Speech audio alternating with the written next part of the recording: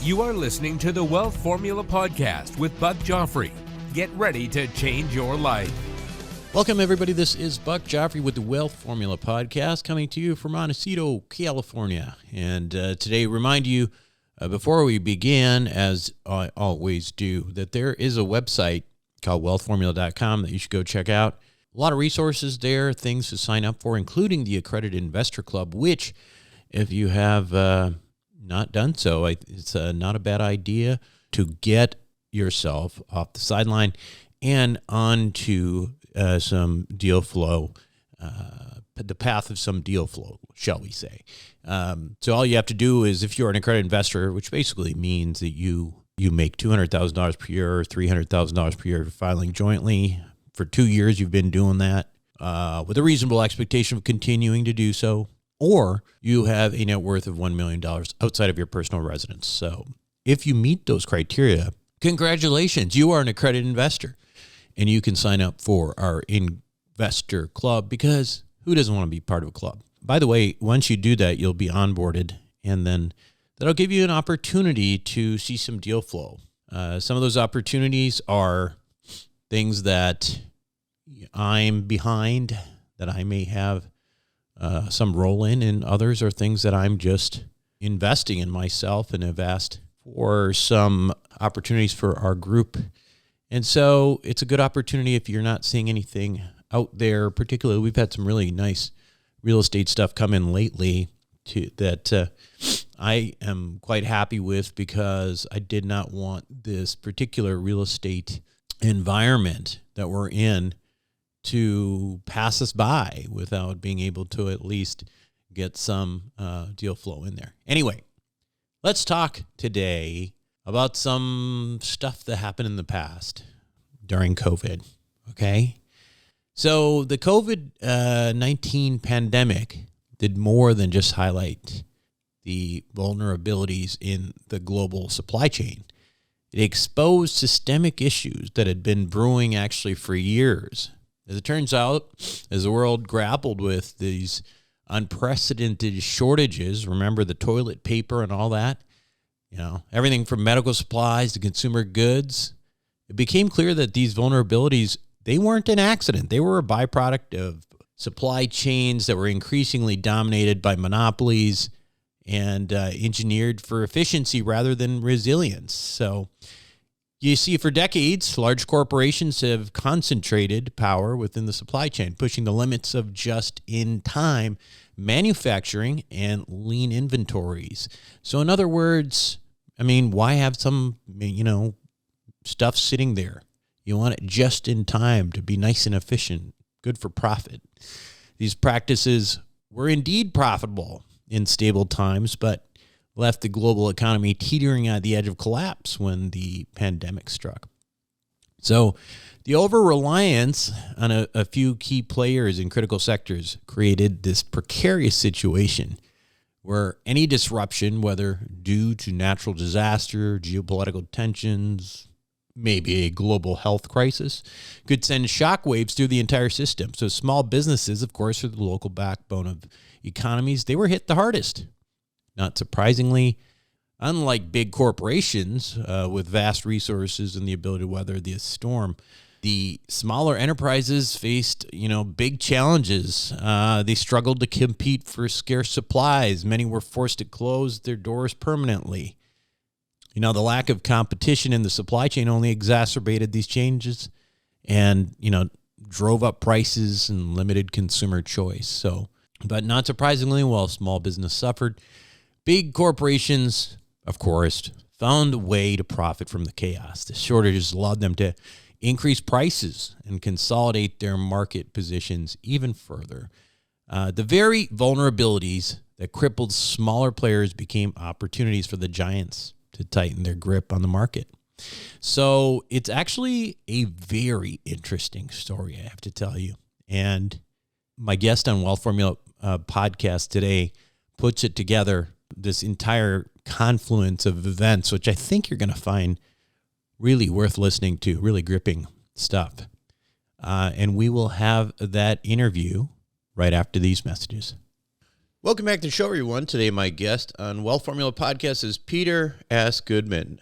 Peter is the global economic correspondent for the New York Times, based in New York, of course. He appears regularly on the Daily Podcast, as well as major broadcast outlets like CBS News, CNN, BBC, and MSNBC. He was previously executive global news and business editor of the Huffington Post, where he oversaw award-winning investigative international business and technology reporting, and he's the author of How the World Ran Out of Everything Inside the Global Supply Chain and Davos Man, How the Billionaires Devoured the World. Welcome, Peter. How are you? Thanks very much, Chuck. Thanks for having me. Interesting. Even the introduction is so interesting to me. Thinking back a little PTSD on the days of the toilet paper runs and all that kind of thing, right? I'm curious, when we talk about all the supply chain breaks, I think most people kind of think about it in terms of, well, gosh, there was this global pandemic, and there was this breakdown in transportation, and well, God, it just makes sense, right? It makes sense that the supply chain just fell apart. But what you're saying is that this was indeed actually not an accident. Do you want to kind of give us a little high level on that? Yeah, sure. I mean, it wasn't a conspiracy. Like the Right. pandemic really happened, and it was a serious shock, and things were going to be disrupted one way or another. But it did reveal that there were vulnerabilities that had been there for years and years. And this wasn't a surprise to people who've been tracking the supply chain. I mean, the first supply chain disruption I ever wrote was back in 1999, when there was an earthquake in Taiwan, which at the time was already a big center of computer chip making, and there were shortages for a long time after. People said maybe we'd overdone it, relying on this one place to make such an important component of the modern economy. You think about the Fukushima nuclear disaster in 2011. Again, chip shortages, electronic shortages, because Japanese production was knocked offline. So what happened during the pandemic was a particularly bad shock, but it landed atop a couple of things that are worth unpacking in greater detail. One is, there's a lot of monopoly power in the supply chain, and which means there's engineered scarcity. There are companies that are making less stuff, and there's less competition. And anytime there's a shock to the supply, that's an opportunity to lift prices far beyond, their own cost. We're all paying for it. The other thing that happened, of course, was we embraced just-in-time manufacturing. This very sensible idea pioneered by Toyota at the end of the Second World War, that we should just make enough product to replenish what's in the sales pipeline, and we should have suppliers who make parts and components deliver what's needed in real time, not more on the assembly line. We overdid it with that. We turned that into an invitation, was really from the consulting class to the corporate executive ranks, to just slash inventory, take the savings, hand it to themselves as higher executive compensation. So going into the pandemic, we've got very lean inventory, we've got not enough competition, and all of these things turn into lots of shortages of really important things. Right. And so, well, in some regards, I listen to what you say, and it just sort of makes, for me, on the surface, it makes a lot of business sense for what people did, right? I mean, if these companies were actually finding that they didn't want to have a ton of inventory sitting around, and they didn't need to have a bunch of inventory sitting around now, then why would they, right? I guess the question then is that, was there any reason to think that things have changed now? Because now without the COVID crisis, it sort of doesn't seem like there'd necessarily be a lot of incentive from businesses to change the way things were structured in the first place. Well, there are some new incentives, because it's not just the pandemic. We've got the U.S.-China trade war, right? Trump comes in, he slaps tariffs on $380 billion worth of imports from China. Biden continues those tariffs. He advances them. Whoever wins the U.S. presidential election, you can pretty well assume that this war footing in terms of trade with China is going to continue. So multinational companies who are heavily dependent on the Chinese supply chain for production had good reason to look for alternative places to move their goods. Then you have the shipping crisis during the pandemic. So we had, again, not enough competition. You got three shipping alliances, think like airline alliances, that dominate traffic on the most important routes. That's China to the West Coast of the US. I mean, LA, Long Beach, those two ports are the gateway to 40% of all American imports coming in by container ship, and Asia to Europe. And we saw prices go up from $2,500 to move a container from China to the West Coast of the US before the pandemic, north of 20,000 in just the space of a few months.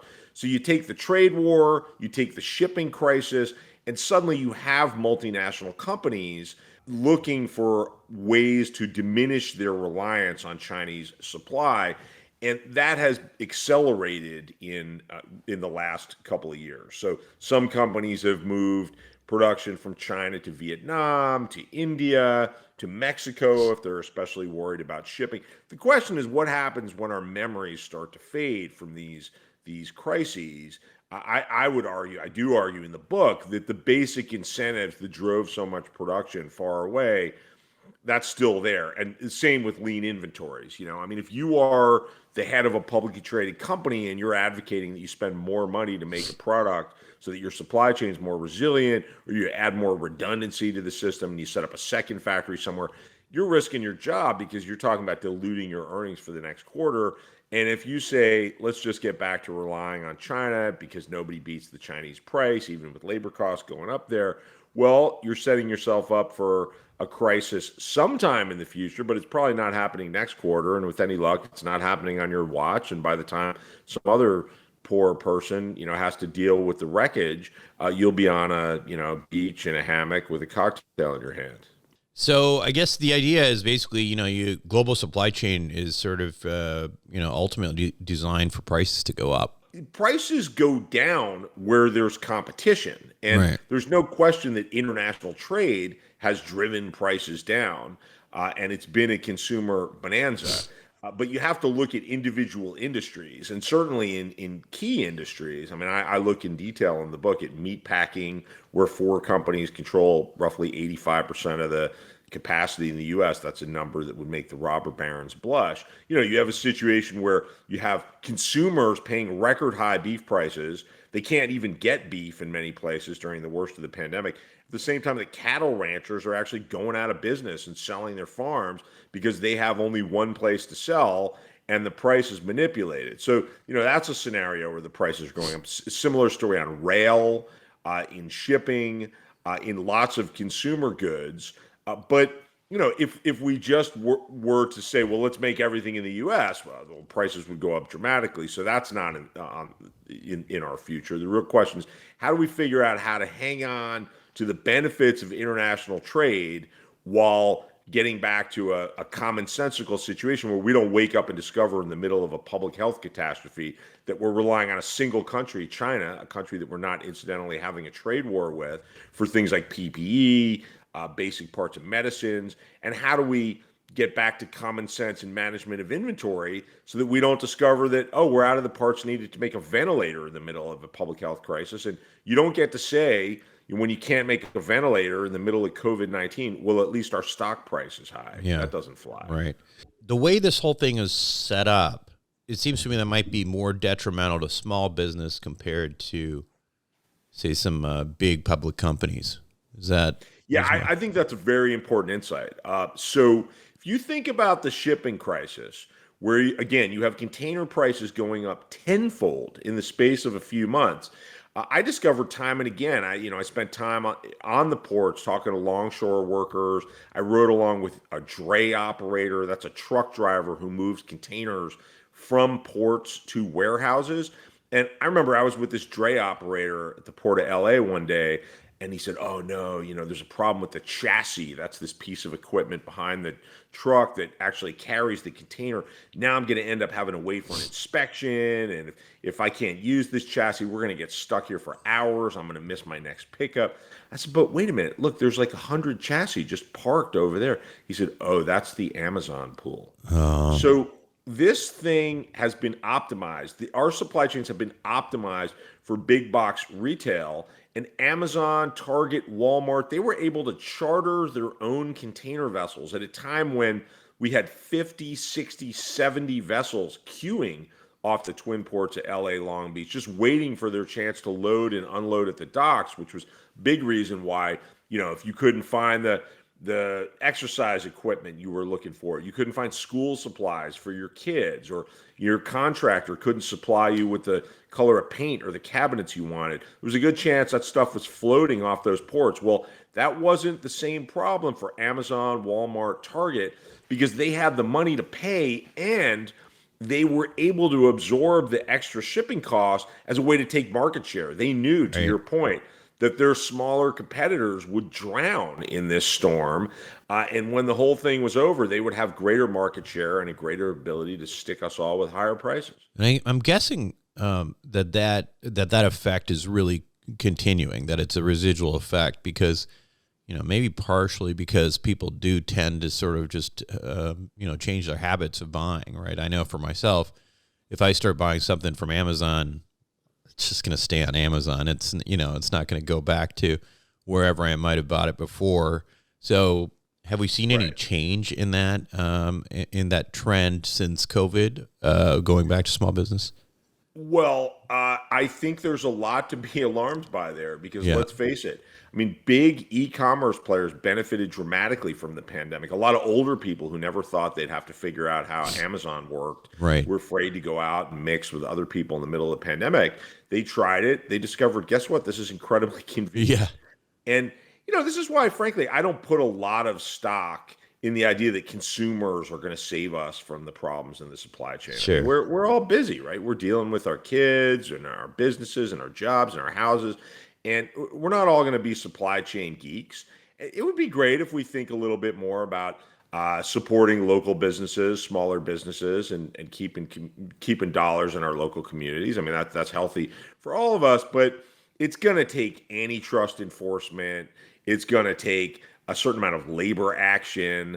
It's going to take shareholders waking up to the fact that they're being ripped off by the short-term thinking that has caused inventories to be slashed to levels at which, when there's a shock, if you're in an industry where there's no competition, it's a bonanza in terms of pricing power. If there is competition, then there's lost sales there. But there's a real concern that the companies that have benefited from the disruption have learned a playbook that they're using again. I mean, as we speak, the Houthi rebels in Yemen are opening fire on vessels that are moving toward the Suez Canal. This is a vital waterway on the pathway between Europe and Asia. And so container ships can't go through the Suez Canal. They're going the long way around Africa, which is costlier. It adds like a week to the journey. Well, shipping prices are up 400% in the space of a few months. That's right now. We're all paying for that through higher costs. I've had analysts estimate that the extra cost for the shipping carriers, they have to burn more diesel fuel, there's more crew involved. It's maybe 35%. And yet they're collecting 400% higher prices from all of us. That's fatter margins. And it seems to show that they have learned the happy way, as it were, that when there's a shock, there's panic. I mean, you've got a lot of retailers who are really concerned about getting their goods to the U.S. in time for the holiday season. And this happened in 2021 as well. And so the shipping carriers have learned from this. When there's panic, people will pay whatever the going rate is to get their stuff onto ships. We can increase our prices dramatically. I'm just trying to think of what the incentive, where the incentive comes from for anyone who actually has any power to potentially, alter this system. I mean, certainly I look at politicians. I can't imagine the politicians, if customers are benefiting from this and not complaining about it. they're not really incentivized to try to do anything about this. So I think the victim here ultimately is small business, and I don't know how that would change. Incentivize. Well, people are complaining, but I think you put your finger on something really important. This sort of verges into my last book, Davos Man, How the Billionaires Devoured the World. You know, the beneficiaries of the status quo, these are monopolists, giant companies that can afford to influence the policy debate with campaign contributions.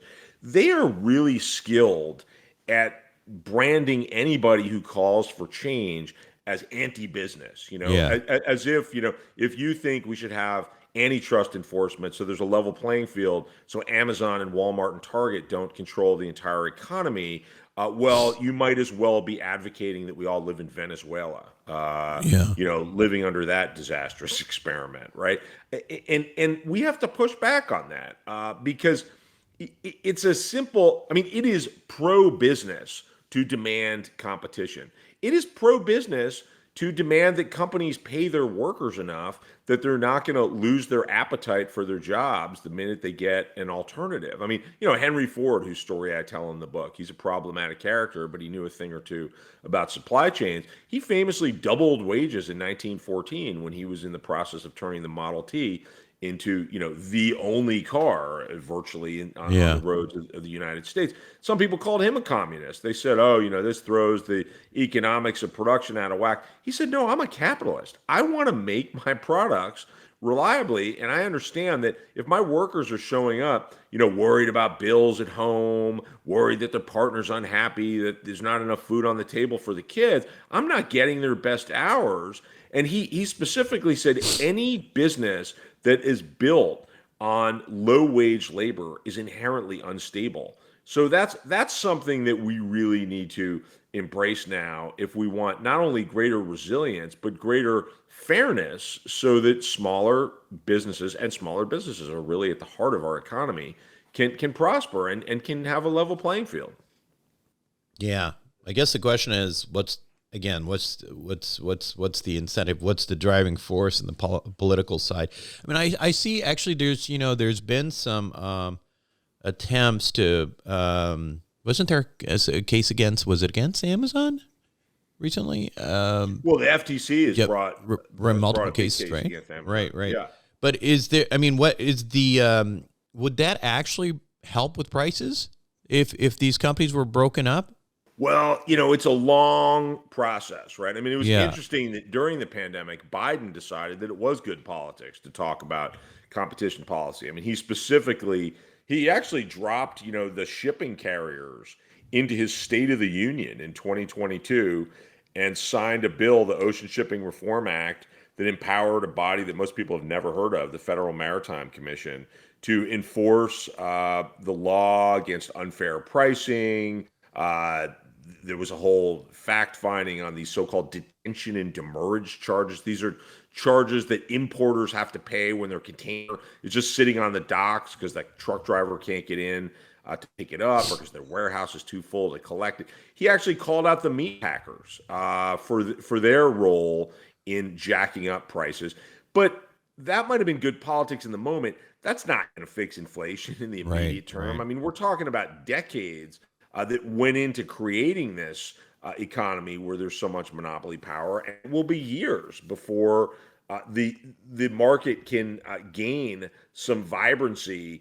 Yeah, if you break up companies, that could lay the seeds for a healthier economy in a few years, but a lot of things have to happen before new competitors can enter and there's a better balance between supply and demand. That is part of the problem. I mean, politicians are interested in not just photo ops and good sound bites, but policies that they can implement that they can then get credit for in real time. And the work that we have to do to make the supply chain fairer and more resilient, it's going to take years and years. And it's the same problem that we have, with corporations. I mean, lots of smart people at publicly traded companies know that it's insane to have inventories cut to such low levels that when there's a shock, they can't actually deliver their goods, or they can't make their products in many cases. But nobody wants to be the one to spend more money this quarter, especially if their competitor is just doubling down on China-centric globalization. Right. I guess the last question I have for you is, we have an election coming up. Is there a difference in policy that you see between these candidates or the parties in terms of these issues? It's an open question, So Trump is very single-mindedly focused on tariffs. He's threatening to put 60% tariffs across the board on all Chinese imports. We lived through this experiment in the first Trump term. Trump slapped tariffs on $380 billion of Chinese goods. And this was all about bringing jobs back to America. And we got the tariff part where we all paid for higher priced goods, and we didn't get the jobs. In fact, in many industries, we saw job declines because while it might sound good, let's bash China and blame China for problems that are largely home cooking in the United States. A failure to cushion people who've lost jobs, to trade deals, a failure to distribute the tremendous gains from trade more equally. There are 8 times as many people in the United States who get up to go to work at plants that buy steel, to pick one important commodity, as there are people who make steel. Right. 8 times as many people are going to work at factories that need to buy steel than there are people making steel. So if you jack up the price of steel through tariffs, might make for a good photo op to go off to the local steel mill and mug with the workers, getting extra shift. But you've just made 8 times as many people vulnerable by making their companies less competitive. And so the reality is we didn't get more jobs. Now, what does Kamala Harris represent? Well, presumably a continuation of the Biden administration policy. This is one of the few places where both parties seem to agree. Biden has, advanced Trump's trade war. It doesn't seem like we're going to get a climb down there. I mean, the biggest difference is that Biden, again, has empowered the Federal Trade Commission to take on monopolies through antitrust enforcement. Kamala Harris has been under pressure as she's been raising funds, especially from Silicon Valley tech companies, to fire Lena Khan, who's the chair of the Federal Trade Commission, to get back to the consistent policy of no antitrust enforcement. So we're waiting to see how that's going to go. There's certainly a lot of moneyed interests who have made Kamala Harris a viable threat to Trump for a return to office, who are going to want something for the money. And one of the things they want is the perpetuation of the status quo on antitrust. Yeah. So not a lot of hope there. So anyway, really fascinating stuff. Peter, the book again is How the World Ran Out of Everything Inside the Global Supply Chain. And it looks like you have a website here as well, petersgoodman.com. Thank you so much for being on Wealth Formula Podcast, and I'd love to have you on again. Hey, Buck, thanks for having me. I'd love to come back. Be right back. Welcome back to the show, everyone. Hope you enjoyed it. I certainly thought that was an interesting explanation of what was going on and where we're at right now. But before we go, a couple things to remind you. First of all, if you enjoy the show, I know I have not reminded you in a long time, and I should be. But please, give us a 5-star review and write a review, and make sure you subscribe to the show. I don't usually do that, talk about that, but when I don't, then I have one odd negative review about how they don't like my politics or something like that. I don't know. It's usually something kind of weird. I am reminded to go and tell you that if you like the show, tell somebody about it, right? Also, make sure if you're an accredited investor, join the club. Join the club. It's free to join. And what's the downside of seeing potential deal flow? You don't have to participate, at least you get to see it and learn about it. Go to wealthformula.com and sign up for Accredited Investor Club. That's it for me this week on Wealth Formula Podcast. This is Buck Joffrey signing off.